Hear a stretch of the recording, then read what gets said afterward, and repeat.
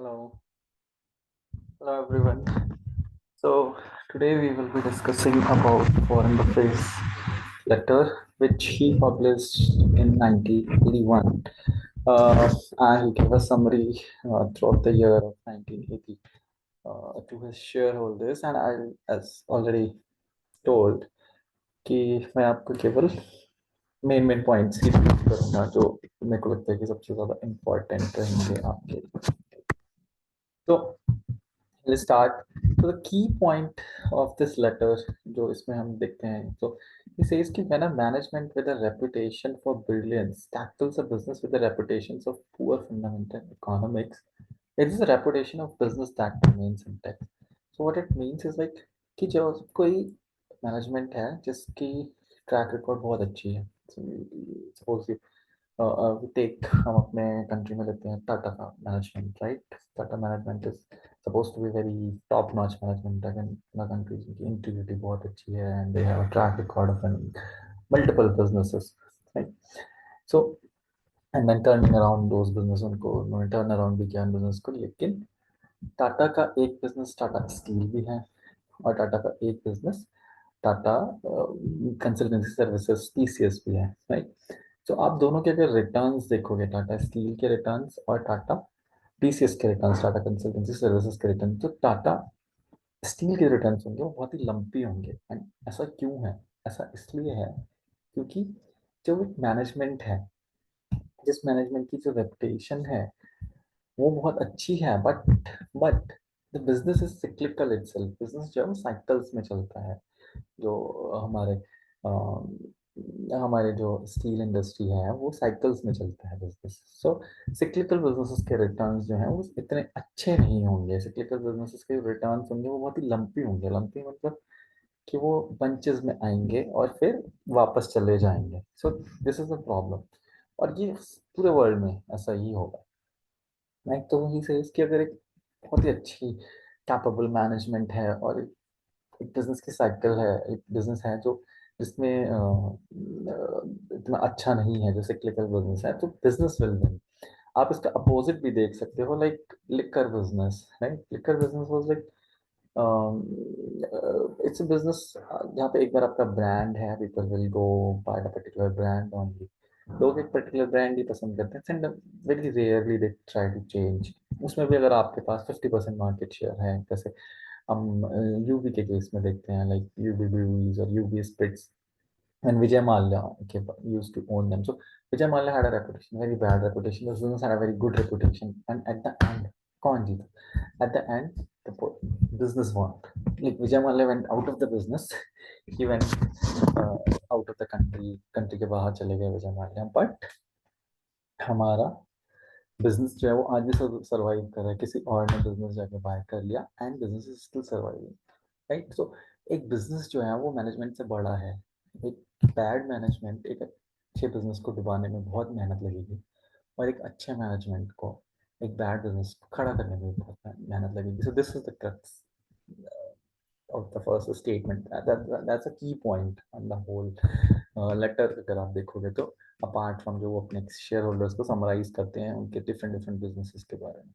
But the second point which I found was good is like high inflation is even worse than the high taxes.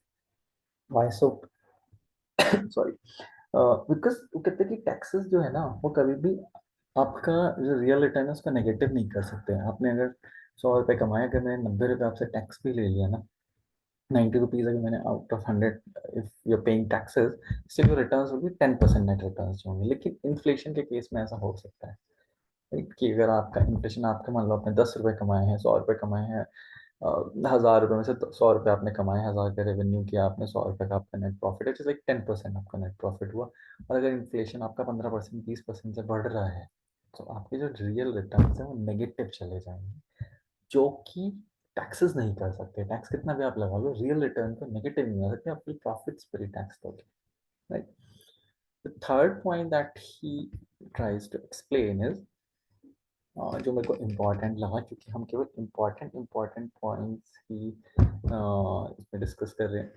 However attractive the earning numbers, we remain leery of businesses that never seem able to convert pretty numbers into cash, no string attach cash. मैंने सारा का पूरा जैसा उन्होंने लिखा वैसे ही यहाँ पे लिखा है, मैंने कुछ चेंज नहीं किया इन सेंटेंसेस में। तो what he says is like कोई बिजनेस है जिसका ईपीएस बहुत ज़्यादा है, जैसे मैंने आगे लिखा भी है कि जो डिफेंस कंपनीज है, मतलब कुछ ऐसे डिफेंस कंपनीज जिनके आप जाके कैश फ्लो स्टेटमेंट देखोगे तो उनका इनकम स्टेटमेंट या पीएनएल में तो बहुत ज़्यादा आपको नेट प्रॉफिट्स दिखाई देंगे, बट वो नेट प्रॉफिट जो हैं वो कैश फ्लो स्टेट में कन्वर्ट नहीं हो पा रहे। क्यों नहीं कन्वर्ट हो पा रहे? जो उन्होंने आज सेल की है उस सेल का पैसा ही नहीं आ पा रहा है, 4 महीने 5 महीने तक 6 महीने तक पैसा ही नहीं आ रहा है उस सेल का उनको।